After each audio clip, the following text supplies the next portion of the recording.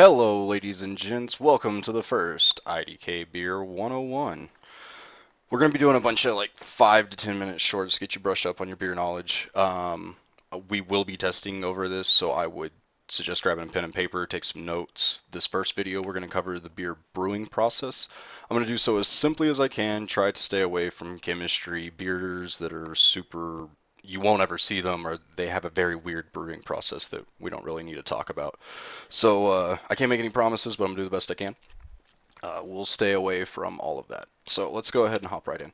Um, this is the best image I could find to show all the different steps of the brewing process, but it's not 100% correct. There's not a whole lot of differences, but we'll cover them when we get to them. The first thing let's talk about is the ingredients in your beer. We have to have very, very few things to make beer. The recipes for beers have obviously expanded over the years, but at its base, we only need four things. We need a malt base, which traditionally, if you look at the top where we've got this grain, it'll say barley and wheat. Those were pretty much the only malt base we originally used. We need hops to preserve the beer later on in the process. Then we're going to need yeast, which will turn all of our sugars and fun stuff like that into alcohol. And we need water to activate everything and give us a liquid base. It also, when I say activate everything, we'll get into that, but it's what gives us our sugars. So, first things first, the malts. That's what we need. Our grain base, malt base, nowadays includes corn, rice, oats, weird grains like triticale. It can include pretty much anything, but this is our grain base. This is what we are going to make our beer out of pretty much. It's going to define the flavor a lot. We can also malt the base. We can roast it. We can do all sorts of fun stuff to give it the more coffee flavors to give color to our beer. Regardless of the base, it has to be milled in order to be of any use. Otherwise, we just have a stalk of wheat chilling there. Once the grain's crushed, it will look something like this. We have to do this to break up the hulls, as you can see, and expose the kernels. All those little kernels there are what we want, because we're going to take this and we're going to send it over to the mash. What the mash is that little mash tun you see there. It's got the little propeller thing looking like at the bottom. What it does is we're going to add water to this. Depending on the temperature of the water, we'll change the sugars that we get and we'll flavor our beer. If we add really hot water, it's going to kill off a lot of our sugar producing enzymes, and the sugar producing enzymes that are left are going to be sugars that the yeast can take hold of real easily. This is going to leave you with a really dry, non-sweet beer. Cooler water obviously does the exact opposite. We can nurture the enzymes for a longer point in time, and we can have sweeter beer overall. Once we add the water to this and we let it spin around and do its thing, it's called lautering. We let all the enzymes start reacting the way we want it to. We're going to pump it over into our brewing copper, and this is my favorite part. It's called the boil. This is where we're going to add all of our hops. It's going to look something like this. Beautiful, beautiful, yummy hops. The longer the hops are boiled, the more of their acids they're able to impart into the beer.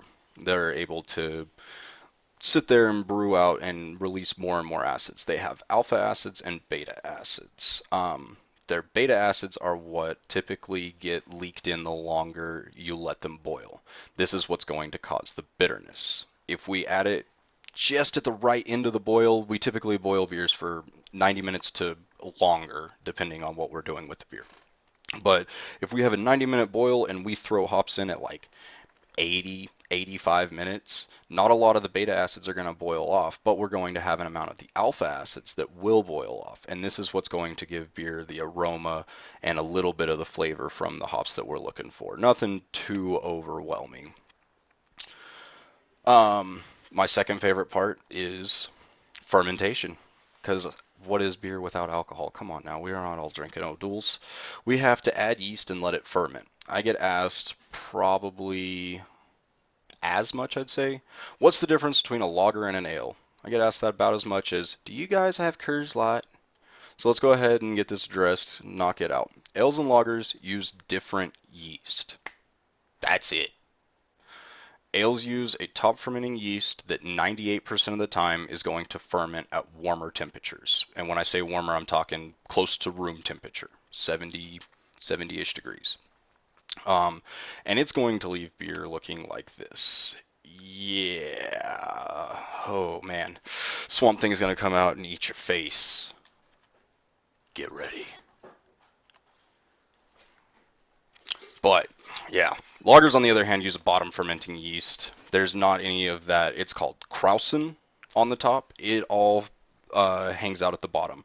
Granted, regardless of, and this is also a going to ferment 95% of the time at cooler temperatures, something that we would consider cellar temp, somewhere between 40 and 50 degrees.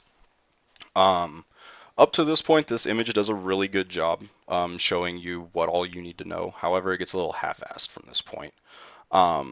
It tries to say that the brewer is going to remove the ale, or the yeast at this point. The brewer can remove the yeast at multiple points in the brewing process, and it would serve different purposes to do so. Obviously, the less yeast you have rocking in there, the less alcoholic it's going to be. It's going to take longer for the yeast to turn all of that. All of these you can see at the bottom have these little cone shapes. That's because regardless of what type of yeast you're using, once it's done its thing, started releasing alcohol and CO2, it's going to settle at the bottom of the tank. They're cone shaped like this so the brewer can easily remove yeast whenever they want. The other thing that's a little half-assed about this image is we need a ventilation pipe sticking out of our fermentation tank. Whenever the yeast breaks down sugar, it produces alcohol and CO2. So the beer is constantly producing CO2. We would let that vent out to a certain point, and then when we're happy with what's going on, we'd cap it off, and this is going to naturally carbonate the beer as best as possible. We'll add a very, very small amount, but not until the very end of the process. Once the fermentation's complete, we're almost done. We've got to move it over to the conditioning vessel. This, it says a conditioning tank. It can be a tank or a vat, but we can also, this is where a lot of your conditioned beers, your stuff like this, you can age it in a cask, certain barrels, different things like this. This is called our grain beer. Green beer. It can sit there for anywhere from a week to a couple of months, depending on the beer in question. This process is used to kill off flavors. During the brewing process, we have all these chemicals being released, so you end up with sulfur, like legitimate sulfur flavors, very acidic, nasty flavors. The remaining acids from the hops and the small amount of yeast that is left will work through this process and kill off all of those off flavors. The last decision we have to make as a brewer is whether or not to filter our beer. Some people do, some people don't. This can vastly change the type and taste of the beer you have made, though. Your main difference between an American wheat and a Hefeweizen is which kind of yeast you use and whether or not it's filtered. Hefeweizens use German yeast, and they don't filter their wheat beer or wheat ale at the end. Regardless, once we have gone through this step, we now have bright beer. Bright beer is ready for packaging. We're going to put a little bit more CO2 or possibly nitrogen in it to finish the carbonation process so that we can pump it out. Like I said, a majority of our carbonation process is naturally carbonated because we'll cap off the vent pipe during the fermentation process, and it'll just build up its own CO2. Well, guys, I want to thank you for hanging out with me. Hopefully you learned something. We'll be back doing another one of these here real soon. We'll be talking about beer styles and how to recommend beer. So, like I said, we're going to be doing tests and all that stuff. So keep notes, stay in tune. We're going to go ahead and go get another video going.